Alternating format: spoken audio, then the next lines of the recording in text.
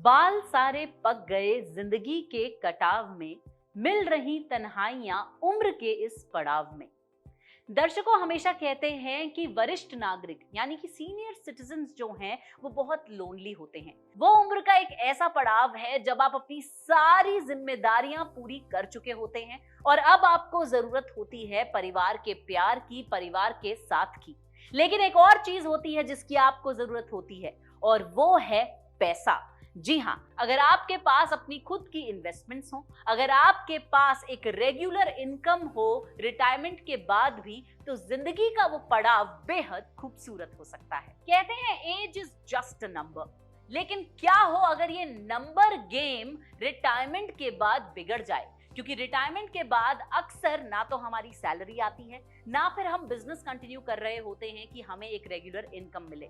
अगर आप भी हैं एक सीनियर सिटीजन और खोज रहे हैं 5 सर्वश्रेष्ठ वरिष्ठ नागरिकों के लिए इन्वेस्टमेंट स्कीम्स, तो ये वीडियो सिर्फ और सिर्फ आपके लिए है।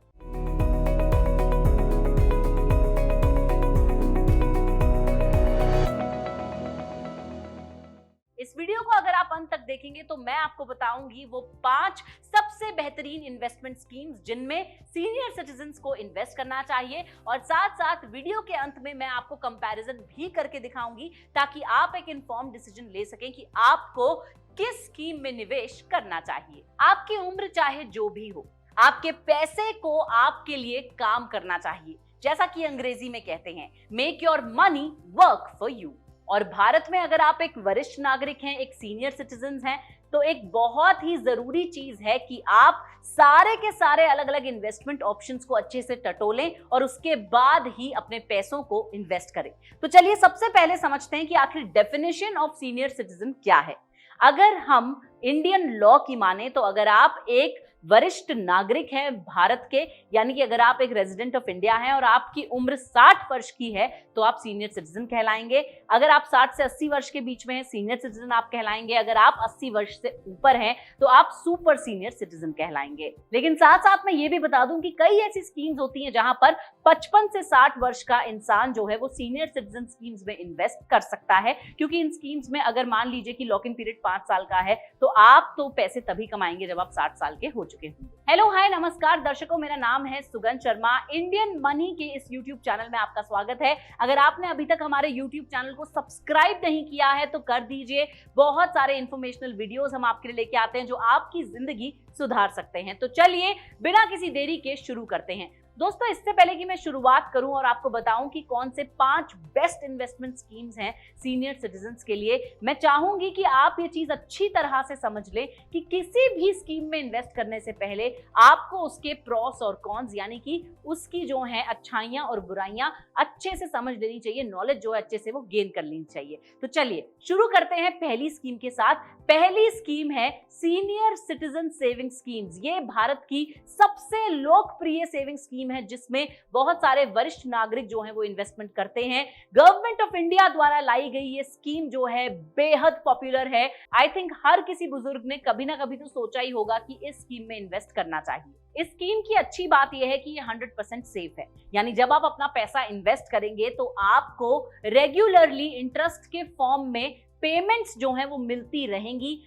कई बार हमें ये डर लगता है कि हमारा इन्वेस्ट करा हुआ पैसा कहीं घट ना जाए, लेकिन ऐसा नहीं होगा क्योंकि इन स्कीम्स में इंटरेस्ट रेट जो है वो फिक्स कर दिया जाता है एक क्वार्टर के लिए, और उतना इंटरेस्ट तो आपको मिलता ही मिलता है आपके पैसों पे। तो आपके पैसे जो हैं वो घटेंगे नहीं, बढ़ेंगे ही। अगर मैं 2022-2023 वित्तीय वर्ष यानी कि 2022-2023 फाइनेंशियल ईयर के क्वार्टर अक्टूबर टू दिसंबर की बात करूं तो इंटरेस्ट रेट जो आपको सीनियर सिटीजन सेविंग स्कीम्स में मिलेगा वो है 7.6%। मैं यहाँ पे बता दूं कि जितनी भी गवर्नमेंट स्कीम्स हैं उनमें ये हाईएस्ट इंटरेस्ट रेट है जो आप गेन कर सकते हैं अभी तक। मिनिमम इन्वेस्टमेंट अमाउंट और मैक्सिमम इन्वेस्टमेंट अमाउंट की अगर हम बात करें, मिनिमम आप 1000 रुपए इन्वेस्ट कर सकते हैं सीनियर सिटीजन सेविंग स्कीम्स में और मैक्सिमम आप 15 लाख रुपए तक इन्वेस्ट कर सकते हैं इस स्कीम में। वेल, लॉक इन पीरियड यानी कि वो मिनिमम अवधि जिसके लिए आपको निवेश करना ही है वो इस स्कीम में होती है 5 साल की। हालांकि यहाँ पे आपको ऑप्शन मिलता है कि 5 साल के बाद आप अपना पैसा 3 और साल के लिए री इन्वेस्ट कर सकते हैं। अच्छी बात यह है कि SCSS स्कीम में आप जो भी इन्वेस्टमेंट करते हैं उसमें आप टैक्स बेनिफिट पा सकते हैं। इनकम टैक्स एक्ट 1961 के सेक्शन 80C यानी 80C के तहत आपको जो है टैक्स बेनिफिट्स मिलते हैं अगर आप इस स्कीम में अपने पैसे इन्वेस्ट करते हैं। तो आप अपना इनकम टैक्स रिटर्न फाइल करते वक्त 1.5 लाख रुपए तक का टैक्स बेनिफिट पा सकते हैं अगर आपने इस स्कीम में इन्वेस्ट किया है। लेकिन मैं आपको बता दूं कि जो इंटरेस्ट आप अर्न करते हैं इस स्कीम में, यानी जो इंटरेस्ट आपको मिलता है, अगर वो 50,000 रुपए यानी 50,000 रुपीज से ज्यादा है तो आपको उस पे टैक्स भरना पड़ेगा। प्रीमेच्योर विड्रॉल यानी कि समय से पहले निकासी के बारे में भी मैं आपको बता दूं, अगर आप समय से पहले अपना पैसा निकालते हैं तो आपको पेनल्टी देनी पड़ेगी। अलग अलग पेनल्टीज हैं अलग अलग सालों के हिसाब से। तो यहाँ पे मैं आपको बता दूं कि आप एटलीस्ट 1 साल पूरा होने पर ही प्रीमेच्योर विड्रॉल जो है वो कर सकते हैं। अगर आपने 1 साल पूरा होने पर प्रीमेच्योर विड्रॉल किया तो 1.5% आपने जितना अमाउंट इन्वेस्ट किया है उसका 1.5% आपको पेनल्टी के तौर पे भरना पड़ेगा। अगर आपने 2 साल पूरे होने पर जो है प्रीमेच्योर विड्रॉल किया तो 1% आपको भरना पड़ेगा। अच्छा, अगर दुर्भाग्यवश अकाउंट होल्डर की मृत्यु हो जाए तो इस अकाउंट को क्लोज कर दिया जाता है और पैसे जो हैं वो उसके नॉमिनी के लिए ट्रांसफर कर दिए जाते हैं। और पैसे जो हैं वो उसके नॉमिनी के नाम पे उसके नॉमिनी के अकाउंट में ट्रांसफर कर दिए जाते हैं। तो जब भी आप ऐसी कोई स्कीम लें अपना नॉमिनी जरूर डिक्लेयर करें। चलिए अब बढ़ते हैं दूसरी स्कीम की तरफ। दूसरे नंबर पे आती है प्रधानमंत्री वय वंदना योजना, जिसे हम अक्सर शॉर्ट फॉर्म में PMVVY स्कीम भी कहते हैं। ये भी सीनियर सिटीजन के लिए एक स्कीम है and it is backed by LIC, life insurance corporation of India और गवर्नमेंट ऑफ इंडिया मिलकर इस स्कीम को चलाते हैं। प्रधानमंत्री वय वंदना योजना को नरेंद्र मोदी सरकार लेके आई थी 2017 में और मैं आपको बता दूं कि ये भी बहुत ही पॉपुलर स्कीम है। इसमें भी आपको गारंटीड फिक्स्ड रिटर्न्स मिलते हैं और बहुत ही लो रिस्क इन्वेस्टमेंट है ये। हालांकि ये स्कीम का जो टेन्योर है, जो अवधि है, वो है 10 साल। तो अगर आप 60 वर्ष के हैं आप 10 साल के लिए इसमें इन्वेस्टमेंट कर सकते हैं, या फिर अगर आप 55 की उम्र में वॉलंटरी रिटायरमेंट ले ली है, आपने आप एयरफोर्स में थे, आपने वॉलंटरी रिटायरमेंट ले ली 55 में, तो भी आप इन्वेस्ट कर सकते हैं। प्रधानमंत्री वय वंदना योजना की भी अच्छी बात यह है कि आपको रेगुलर इनकम मिल जाती है इंटरेस्ट के फॉर्म में। हालांकि आपने पैसे 10 साल के लिए इन्वेस्ट किए हैं, लेकिन आप अपना जो इंटरेस्ट आप अर्न कर रहे हैं वो आप ले सकते हैं महीने के महीने यानी मंथली, या फिर क्वार्टरली हर 4 माही में, या फिर आप उसे ले सकते हैं हाफ ईयरली आधे वर्ष में, या फिर ईयरली यानी पूरा वर्ष पूरा होने के बाद। यहाँ पर भी मैं आपको बता दूं जो इंटरेस्ट रेट अभी सेट किया हुआ है गवर्नमेंट ने वो है 7.4%। जितनी भी स्कीम्स आप देखते हैं अक्सर उनके इंटरेस्ट रेट जो है क्वार्टरली वो रिवाइज किए जाते हैं गवर्नमेंट ऑफ इंडिया द्वारा, लेकिन फिलहाल इंटरेस्ट रेट है 7.4%, वो भी बहुत अच्छा है। सीनियर सिटीजन सेविंग स्कीम्स में इंटरेस्ट रेट था 7.6%, बट ये भी कम नहीं है 7.4%। हालांकि इस स्कीम में जो मिनिमम डिपॉजिट होता है वो होता है 1.5 लाख रुपए का और मैक्सिमम जो आप डिपॉजिट कर सकते हैं वो है 15 लाख रुपए। अच्छी बात यह है कि जो भी पैसे आपने डिपॉजिट किए हैं, अगर खुदा ना खास्ता आपको लोन की जरूरत पड़ जाए तो आप अपने डिपॉजिट के अगेंस्ट लोन्स भी ले सकते हैं, और वो भी आप तभी कर सकते हैं जब आपको 3 साल पूरे हो चुके हों इस स्कीम में। तीसरे नंबर पे आती है एक बहुत ही इंटरेस्टिंग स्कीम जो है post office monthly income scheme. मैं ये सजेस्ट करूंगी कि अगर आप एक वरिष्ठ नागरिक हैं आप इस स्कीम में जरूर इन्वेस्ट करें, क्योंकि आपको रेगुलर मंथली पे आउट मिलेगा रिटायरमेंट के बाद, और आपको जो एक स्टेडी इनकम चाहिए होती है वो आपको मिलेगी। इंडिया पोस्ट या फिर भारतीय डाक विभाग जो है वो लेकर आया है post office monthly income scheme. ये सेविंग स्कीम्स भी बैक्ड अप है गवर्नमेंट ऑफ इंडिया द्वारा, इसीलिए लोग इसे एक बहुत ही सेफ स्कीम मानते हैं इन्वेस्टमेंट के लिए। ये भी एक लो रिस्क इन्वेस्टमेंट स्कीम है और ये अपने सब्सक्राइबर्स को यानी कि अपने अभिभावकों को देती है monthly regular income in form of interest, जो इंटरेस्ट है उसके फॉर्म में। इस वक्त पे जो इंटरेस्ट रेट आपको इस स्कीम में मिलेगा वो है 6.6% यानी 6.6%, और इसे भी रिवाइज किया जाता है क्वार्टरली, और आप जो हैं अपने अमाउंट को री इन्वेस्ट कर सकते हैं 5 सालों बाद अगर आप चाहें तो। इस स्कीम में मिनिमम डिपॉजिट जो है वो बड़ा कम है, सिर्फ 1500 रुपए, लेकिन जो मैक्सिमम डिपॉजिट है वो है 4,50,000। अगर आप एक सिंगल अकाउंट होल्डर हैं तो मैक्सिमम डिपॉजिट है 4,50,000। अगर आप इस स्कीम को जॉइंट अकाउंट के तहत खोल रहे हैं यानी कि अपने लाइफ पार्टनर के साथ, तो मैक्सिमम आप 9 लाख रुपए भी जमा करा सकते हैं। इस स्कीम में भी आप जो है समय से पहले निकासी यानी कि प्री मैच्योर विड्रॉल कर सकते हैं, लेकिन स्कीम के 1 साल पूरा होने के बाद ही। मैं आपको बता दूं कि इस स्कीम के तहत आप अपने खाते को एक पोस्ट ऑफिस यानी एक डाकघर से दूसरे डाकघर में भी ट्रांसफर कर सकते हैं, अगर आप अपना शहर बदल लेते हैं तो। मैंने आपको अभी भी बताया था प्री मैच्योर विड्रॉल के बारे में। मैं एक और बात आपको याद दिला दूं, किसी भी स्कीम में अगर आप प्री मैच्योर विड्रॉल यानी कि समय से पहले निकासी करते हैं तो कोई ना कोई पेनल्टी आपको जरूर भरनी पड़ती है, जो इस स्कीम में भी भरनी पड़ेगी। दर्शकों, चलिए अब बात करते हैं चौथी इन्वेस्टमेंट स्कीम के बारे में।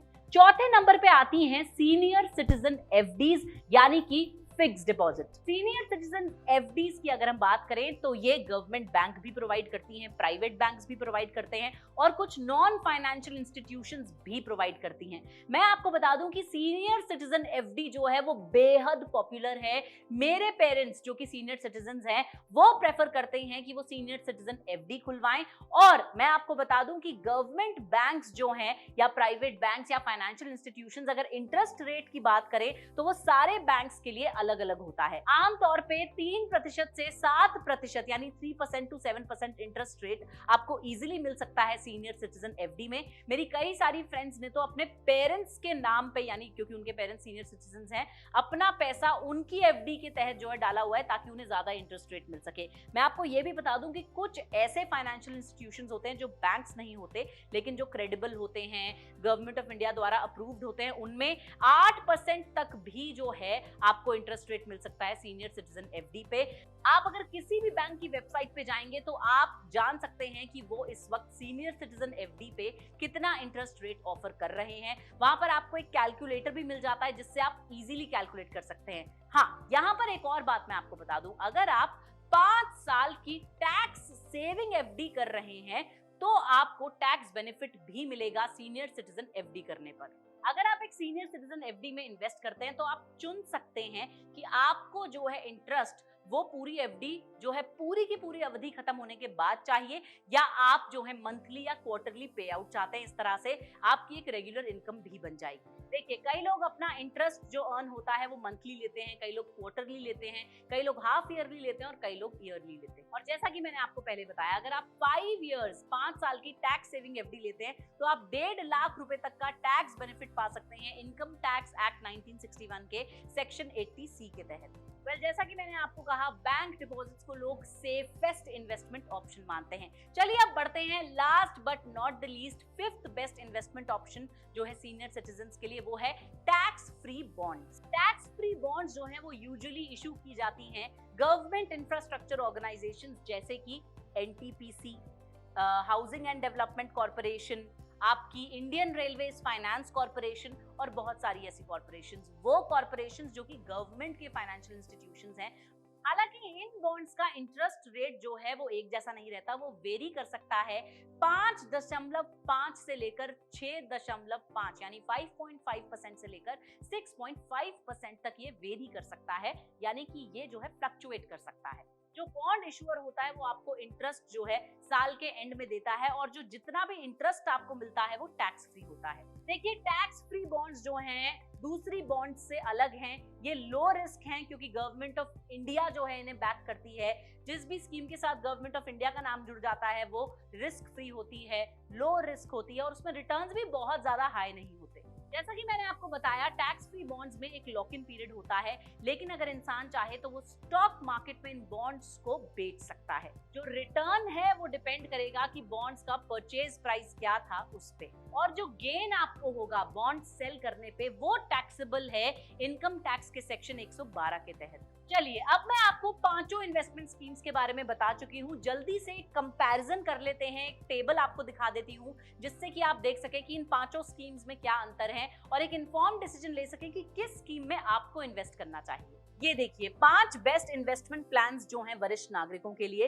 पहले कॉलम में मैं आपको बता रही हूँ इन्वेस्टमेंट ऑप्शन के बारे में, दूसरे कॉलम में मैं आपको बता रही हूँ रिटर्न आपको कितना मिलेगा, और तीसरे कॉलम में मैं आपको बता रही हूँ कि मिनिमम आप कितना अमाउंट इन्वेस्ट कर सकते हैं। अगर हम बात करें सीनियर सिटीजन सेविंग स्कीम की तो रिटर्न आपको मिलता है 7.6% और आपको मिनिमम 1,000 रुपए इसमें इन्वेस्ट करने हैं। प्रधानमंत्री वय वंदना योजना में रिटर्न्स मिलते हैं 7.4% पर एनम यानी कि सालाना, और मिनिमम आपको 1.5 लाख रुपए इन्वेस्ट करने हैं। Post office monthly income scheme में रिटर्न आपको मिल जाता है 6.6 यानी 6.6% तक, और मिनिमम आपको इन्वेस्ट करने होते हैं 1,500 रुपए। सीनियर सिटीजन एफडी जो एक बहुत ही पॉपुलर विकल्प है, उसमें 3% से लेकर 7% तक या 8% भी मिल सकता है, डिपेंडिंग आप किस बैंक में ये एफडी कर रहे हैं। टैक्स फ्री बॉन्ड्स की अगर हम बात करें तो 5.5 से 6.5 यानी कि 5.5% से 6.5% का रिटर्न आपको मिल सकता है, और इसमें कोई भी मिनिमम इन्वेस्टमेंट अमाउंट नहीं है।